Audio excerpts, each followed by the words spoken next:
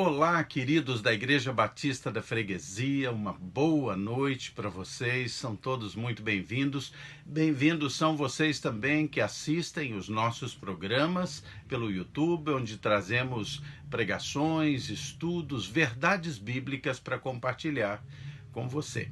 Quero lembrar que nós temos as nossas programações nas quartas, quintas e sextas às 19h30, nos domingos pela manhã, às 9 horas, pelo Zoom, a Escola Bíblica Dominical, às 10h30, o culto matinal e às 19h30, o nosso culto em família. Vamos lembrar quais são os nossos pedidos e também agradecimentos para que oremos juntos nesse programa. Nós vamos estar agradecendo a Deus pelo aniversário de casamento de Alexandre e de Vivian. Nós vamos estar orando pela saúde da irmã Leda. Irmã Leda melhorou muito, está bem, está apenas esperando melhorar a sua saturação de oxigênio. Vamos estar orando também para que se restabeleça a Márcia Menezes, a Rejane, a Marilac, a Ilma e também a completa restauração do Leonardo, irmão da Belle. Nós vamos estar orando por ele. Vamos lembrar também de orar pelas autoridades, pelos profissionais de saúde, pelos missionários, pastores, pelos mais vulneráveis e por todos esses da Igreja Batista da Freguesia, né, do Governador, que compõem nossa igreja. Nós vamos estar orando por todos eles também. Lembro a vocês que vocês poderão participar da gravação dos cultos de domingo, que acontece no sábado, às 10 horas da manhã. Você deve se inscrever ligando para 32836047 para se inscrever e participar do culto de sábado. Você sempre deve se inscrever porque há um número máximo de pessoas presentes, como foi decidido em reunião da nossa diretoria, no sentido de manter os cuidados para com o não contágio com a Covid-19. Então, ligue, se inscreva e vai ser uma alegria estar com você no sábado, às 10 horas da manhã, gravando os cultos de domingo. Será muito bom tê-los durante a gravação, tê-los durante o culto que nós prestamos ali. Ok, nós vamos então orar, agradecer a Deus. Quero lembrar que eu estou com uma camisa nova que eu ganhei de presente da minha igreja por causa do meu aniversário. Muito obrigado, igreja, pela camisa bonita que vocês me deram. E nós vamos agora orar, pedindo as bênçãos de Deus para esse estudo que faremos hoje. Hoje é quarta-feira, então nós temos o nosso Oração e Ação, estudo bíblico. Estamos estudando o Evangelho de João. Estamos vendo o capítulo 14 agora. Vamos orar. Deus querido, muito obrigado pelo teu amor, muito obrigado porque o Senhor é bom para nós. Suplico, Senhor, a unção do teu Santo Espírito sobre mim para trazer esse estudo e que essa mesma unção esteja sobre todos aqueles que estão nos ouvindo, para que eles tenham compreensão e discernimento da tua palavra. Tudo isso eu te peço e agradeço, em nome de Jesus. Amém. Ok, pegue sua Bíblia, nós vamos ler o texto de João, capítulo 14, do versículo 1 ao versículo 15. Ok? Achou aí? João 14, de 1 a 15. Lembre-se que no último texto que estudamos, Jesus deu a seus discípulos um novo mandamento, que vos ameis uns aos outros, assim como eu vos amei. Agora, Jesus está ali com seus discípulos, após a refeição pascal. Ele olha para aqueles discípulos e vê nos olhos deles tristeza, preocupação. E eu imagino que Jesus deve ter pensado assim: puxa, eu estou indo para a cruz agora, eu vou morrer na cruz, eu vou morrer pelos pecados de todo mundo, inclusive deles. E eu fico pensando, Jesus precisaria de uma palavra de conforto, uma palavra de encorajamento, uma palavra de amor. No entanto, quando ele olha para os seus discípulos, acontece isso que nós vamos ver agora. Vamos lá. Evangelho de João, capítulo 14, a partir do versículo 1. O texto diz assim: Jesus falando aos discípulos: Não se turbe o vosso coração. Credes em Deus, crede também em mim. Na casa de meu pai há muitas moradas. Se assim não fora, eu vou-lo teria dito, pois eu vou preparar-vos lugar. E quando eu for e vos preparar lugar, eu voltarei e vos receberei para mim mesmo, para que onde eu estou estejais vós também. E vós sabeis o caminho para onde eu vou. Disse-lhe Tomé: Senhor, nós não sabemos para onde vais. Como sabes, ou melhor, como saber o caminho? Respondeu-lhe Jesus: Eu sou o caminho e a verdade e a vida, e ninguém vem ao Pai senão por mim. Se vós me tivesseis conhecido, conheceríeis também o meu Pai. Desde agora o conheceis e o tendes visto. Replicou-lhe Filipe: Senhor, mostra-nos o Pai, isso nos basta. Disse-lhe Jesus: Filipe, há tanto tempo estou convosco e não me tens conhecido. Quem me vê a mim, vê o Pai. Como dizes tu, mostra-nos o Pai? Não crês que eu estou no Pai e que o Pai está em mim? As palavras que eu vos digo, não as digo por mim mesmo, mas o Pai que permanece em mim faz as suas obras. Crede-me que estou no Pai, e o Pai em mim. Crede, ao menos por causa das mesmas obras. Em verdade vos digo, que aquele que crê em mim fará também as obras que eu faço, e outras maiores fará, porque eu vou para junto do Pai. E tudo quanto pedirdes em meu nome, isso farei, a fim de que o Pai seja glorificado no Filho. Se me pedirdes alguma coisa em meu nome, eu farei. Se me amais, guardareis os meus mandamentos. Jesus então dá uma palavra de encorajamento. Aqui não lemos todo o capítulo 14, lemos apenas os primeiros 15 versículos.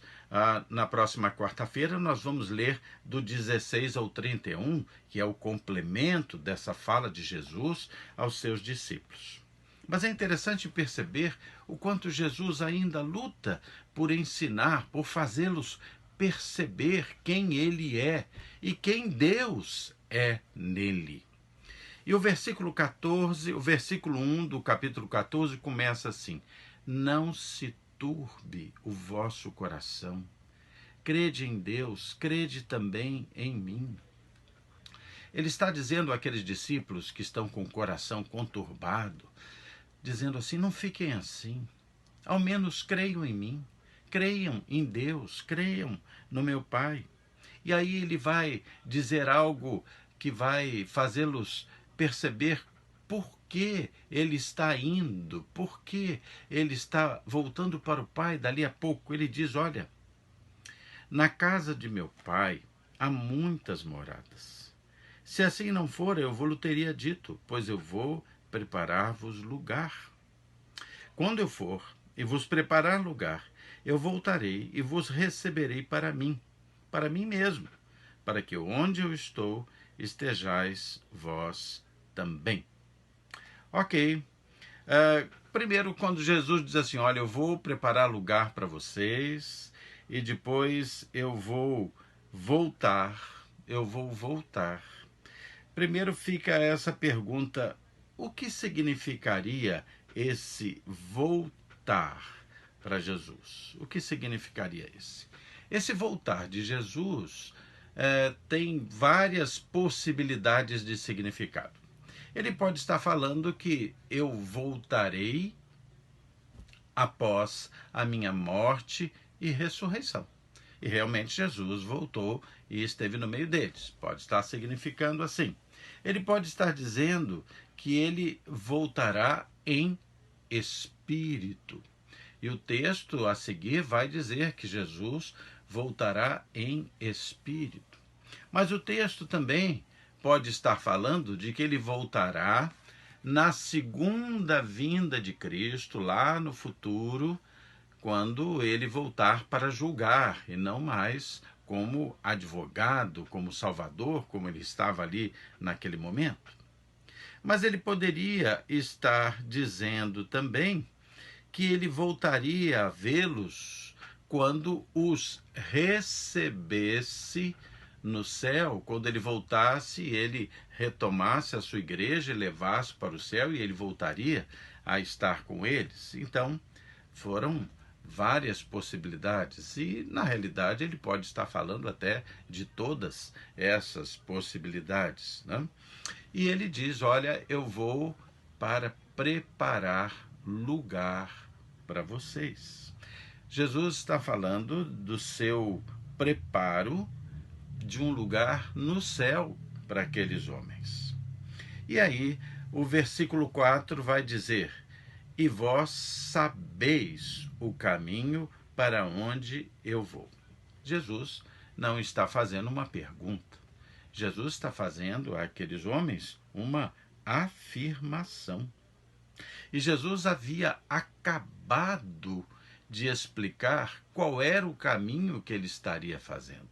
Ele estaria fazendo o caminho posterior para o céu para preparar lugar para eles. Esse preparar lugar para eles também trazia no seu escopo a própria ação salvadora de Jesus. Quando Jesus morreu na cruz por nós, ressuscitou vitorioso, Jesus preparou um lugar no céu para nós, um lugar que nós não teríamos se Jesus não morresse na cruz por nós, se Jesus não ressuscitasse ao terceiro dia vitorioso, triunfante, se Jesus não fosse exaltado e levado novamente ao céu. É a vitória dele e a sua ida para o céu que preparou lugar para nós no céu também. Versículo 5 disse assim: disse-lhe Tomé: Senhor, não sabemos para onde vais. Como saber o caminho? Como saber o caminho? Jesus viveu com aqueles homens durante cerca de 3 anos. Jesus falou da missão, do evangelho, muitas vezes com eles. Jesus não fez uma pergunta no versículo 4, e vós sabeis o caminho para onde eu vou. Jesus fez uma afirmação. Ele sabia que já havia explicado, já havia dito a eles cada coisa que aconteceria. E aí Tomé pergunta como saber o caminho. E aí é uma resposta de Jesus que é clássica e que nós sabemos de cor. Ele diz, respondeu-lhe Jesus: eu sou o caminho, e a verdade, e a vida, e ninguém vem ao Pai senão por mim. Note bem, Jesus não está se colocando numa posição passiva. Eu sou o caminho, passe por mim. Não, Jesus é o caminho ativo. Eu sou o caminho que leva e que tem e que é a própria verdade. Eu sou o caminho que é a vida. Ele está numa posição ativa, ele é. E ele é o único, não é apenas o caminho no sentido do eu sou mais um caminho. Ele termina essa frase dizendo: ninguém vem ao Pai senão por mim. É único, exclusivo, é único e é ativo. Quando Jesus se coloca como caminho, ele apresenta a verdade. E as pessoas só sabem se conhecem a verdade. Ele apresenta a si mesmo como caminho e ele mostra: eu sou a vida. E não há como viver, principalmente viver eternamente, sem ter a vida em Jesus. Versículo 7 nos diz assim: se vós me tivesseis conhecido, conhecerias também meu Pai. Desde agora o conheceis e o tendes visto. Jesus, então, começa aqui uma palavra muito importante quando ele diz: olha, eu sei que vocês conhecem o Velho Testamento, eu sei que vocês conhecem as Escrituras, que vocês conhecem o Pai intelectualmente, que vocês já me conhecem também intelectualmente, sabem quem eu sou, convivem comigo, ouvem as minhas palavras. Se alguém perguntar para você, você conhece Jesus? Você vai dizer assim, conheço.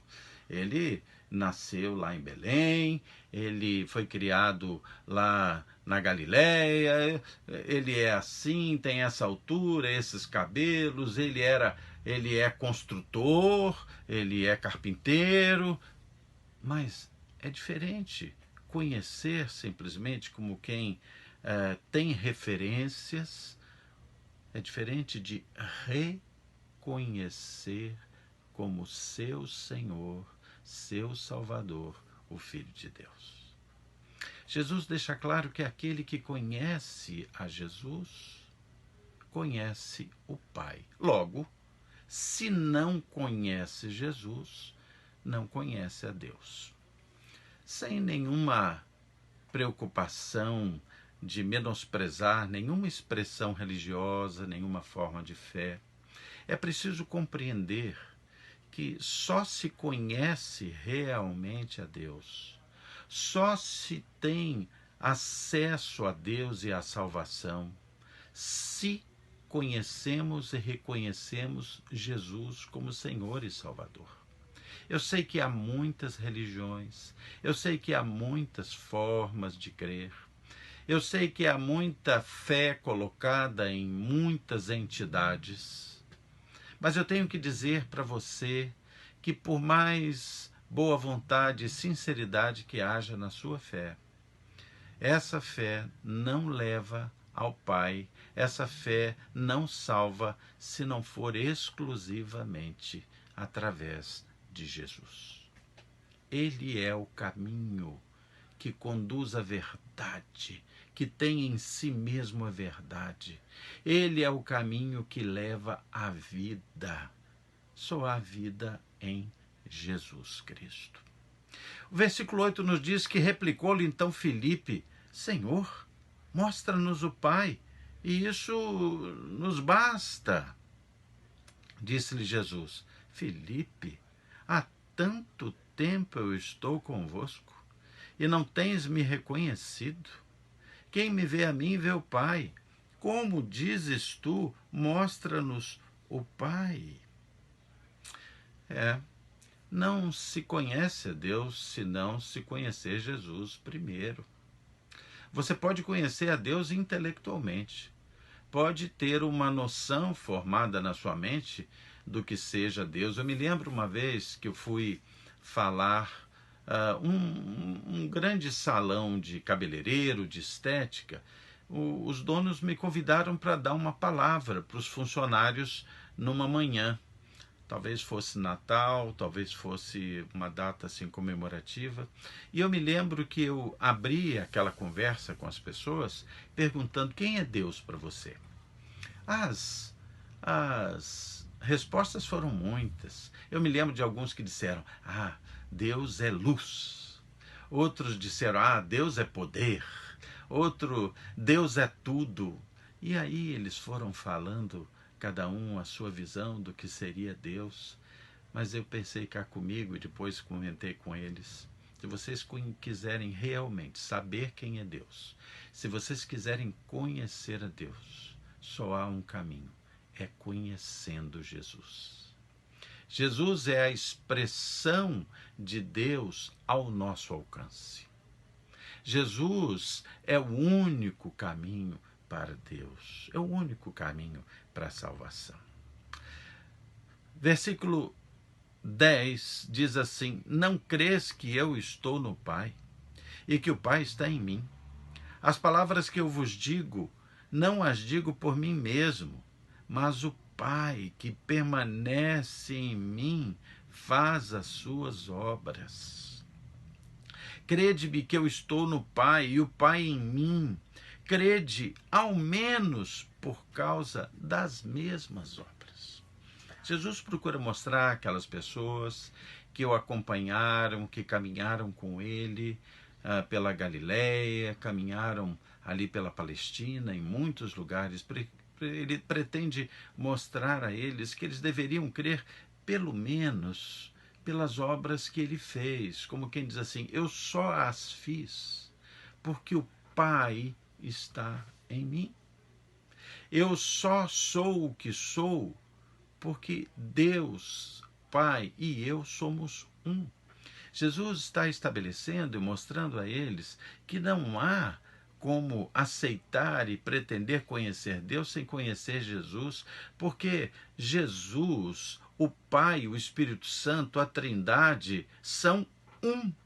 Não há como fragmentar a Trindade, ficar com Deus ou ficar com o Espírito Santo sem ser através de Jesus. A Trindade, o Deus triuno, não se fragmenta. Não se fragmenta.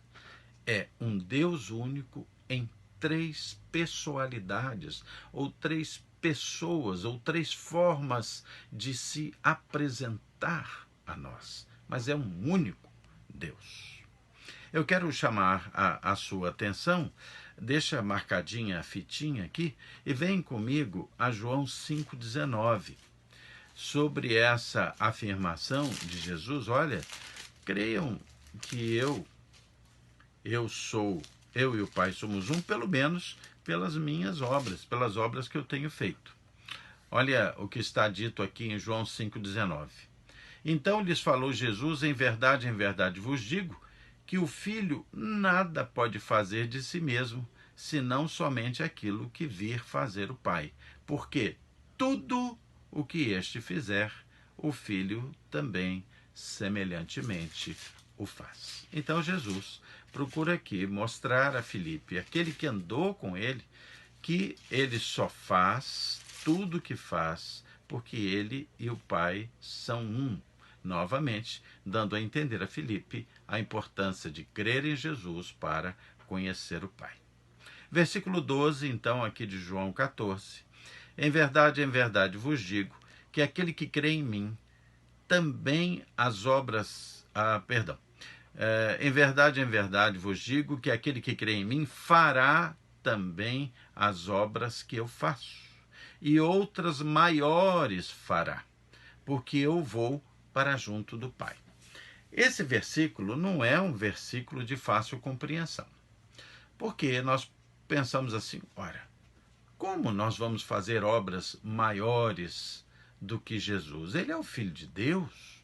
Logicamente, ele não está falando aqui, para começar, da obra redentora, da morte na cruz e salvação da humanidade. Essa é uma obra exclusiva de Jesus, nem se cogita. Mas a chave desse versículo, ela está no fim do versículo, quando o texto diz assim: olha, vamos lá, as obras que eu faço... vamos lá. Em verdade vos digo, que aquele que crê em mim fará também as obras que eu faço, e outras maiores fará. E aí ele dá a chave: porque eu vou para junto do Pai. Ele está ali logo após a refeição pascal. Ele vai ser preso naquela noite e ele vai estar sendo crucificado no dia seguinte.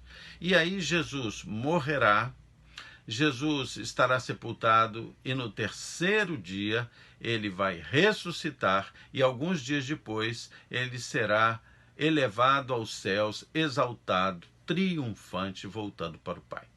Então, o que é que Jesus aqui coloca de forma muito clara? Olha, tudo que eu fiz até aqui, eu fiz neste corpo, um corpo humano, eu me fiz carne dentro das limitações desse corpo, e fiz antes da morte, vitória sobre a morte, ressurreição e exaltação aos céus. Mas vocês vão continuar a minha obra depois do triunfo da cruz, da ressurreição e da exaltação aos céus.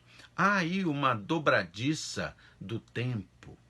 As obras que Jesus fez, as fez antes dessa dobradiça da vitória, cruz, ressurreição, exaltação. E a igreja permanece sobre a face da terra, agora com outro Consolador, como ele vai dizer no texto que nós vamos estudar na semana que vem, com outro Consolador, que é o Espírito Santo, e ele estará com e no Espírito Santo, nós vamos ver isso, mas aí depois dessa dobradiça do tempo, aí já após a vitória sobre a morte, sobre o inferno e o triunfo do Senhor Jesus. Então, tem todo o sentido que está posto aqui nesse lugar.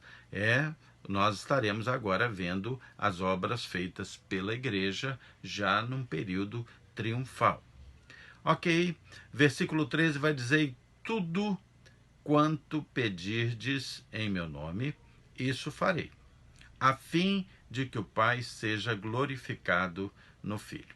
Alguém pergunta assim: poxa, mas então eu posso pedir tudo, qualquer coisa a Deus, em nome de Jesus, e isso vai acontecer? Não esqueça do final do versículo: a fim de que o Pai seja glorificado no Filho. É claro que nós sabemos que o Senhor nos responde sim, nos responde não, e nos responde espere. Sabemos disso, já ouvimos isso tantas vezes. Mas veja bem que fica claro que a sua resposta sempre será a fim de que o Pai seja glorificado no Filho. Então, a resposta do Senhor sempre será para a glória do Pai. Sempre será para a glória do Pai. A concessão sempre será para a glória do Pai. Jesus jamais atentará contra a glória do Pai. 14 diz que se me pedirdes alguma coisa em meu nome, eu o farei. Eu farei. Quero chamar você a ler o que está, deixa marcadinho com a fita aí no meio, e vem comigo até João 17,5, dentro desse assunto. João 17,5 diz o seguinte: agora glorifica-me, ó Pai, contigo mesmo, com glória que eu tive junto de ti, antes que houvesse mundo. É interessante, né? Jesus agora, ele está voltando ao céu para viver aquela mesma glória que teve junto do Pai antes que houvesse mundo, o período da glorificação do Pai, da glorificação de Jesus, né? É interessante. Versículo 14 agora, nós vimos, né? Se me pedirdes alguma coisa em meu nome, eu farei. E o versículo 15, fechando esse grupo, diz assim: se me amais, guardareis os meus mandamentos. Se me amardes, se me amais, guardareis os meus mandamentos. E a gente deve sempre se perguntar: os pedidos que fazemos a Deus combinam com essas duas afirmações? O que pedimos glorifica o Pai no Filho? O que pedimos mostra que nós guardamos os mandamentos do Pai? Então, o Senhor sempre nos concederá aquilo que glorifica o Pai, sempre nos concederá aquilo que nos mostra guardando os seus mandamentos. Agora Jesus vai continuar a sua conversa com os discípulos e vai continuar dizendo a eles: olha, não fiquem tristes, não se turbe o vosso coração, crede em Deus, crede também em mim, eu vos mandarei outro Consolador. E é isso que nós vamos ver na próxima semana. Jesus prometendo um outro Consolador. Interessante que ele diz outro Consolador do mesmo nível, outro Consolador da mesma substância, no mesmo padrão. Vai ser muito bom estudar esse texto na próxima semana com vocês. Não tenho a proposta de ter aqui uma teologia rebuscada, mas uma explicação para que você compreenda bem o texto e possa retirar, inspirado por Deus, com o discernimento do Espírito Santo, retirar todo o ensinamento da palavra de Deus, ok? Vamos orar por todos esses motivos que nós lembramos aqui. E vamos lá, feche seus olhos, baixe sua cabeça, pense no Senhor agora. Vamos orar. Senhor Deus, muito obrigado pelo teu amor, Senhor, muito obrigado pela salvação em Jesus Cristo, muito obrigado porque Ele é o caminho, a verdade e a vida, e o Senhor tem nos chamado a trilhar esse caminho. O Senhor tem nos permitido conhecer a verdade e a vida eterna através de Jesus. Senhor Deus, quero te pedir que abençoe aqueles que aniversariam, Senhor, que o Senhor abençoe aqueles que estão doentes, que possam ser curados, eu te peço. Quero suplicar, Senhor, por aqueles que têm sido fiéis nos seus dízimos, nas suas ofertas. A igreja tem sido abençoada com a fidelidade dos seus membros, Senhor. Abençoa, Senhor, a contribuição de cada um, o dízimo de cada um, para que isso seja, Senhor, muito bem utilizado, mas para que eles sejam também ricamente, dobradamente abençoados.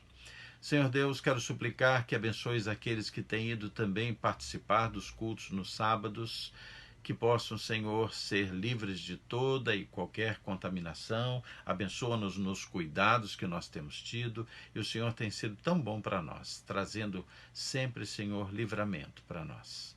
Senhor Deus, quero suplicar que o Senhor abençoe aqueles que dirigem a nossa pátria, os nossos governantes.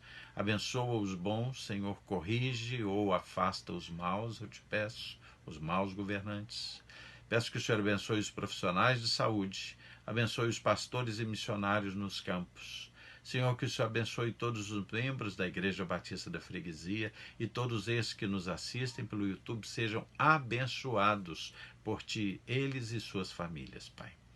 Senhor, tudo isso eu te peço e te agradeço, não porque haja mérito em nós, mas porque o Senhor é bom, misericordioso, gracioso, Senhor. Tudo isso eu te peço e agradeço, em nome de Jesus. Amém. Queridos, Deus abençoe vocês, é uma alegria poder estar aqui. Nós vamos estar juntos amanhã no Oração e Ação dos Jovens. Amanhã você poderá sintonizar no mesmo horário, às 19h30, para assistir a mensagem dos jovens da nossa igreja. Até lá!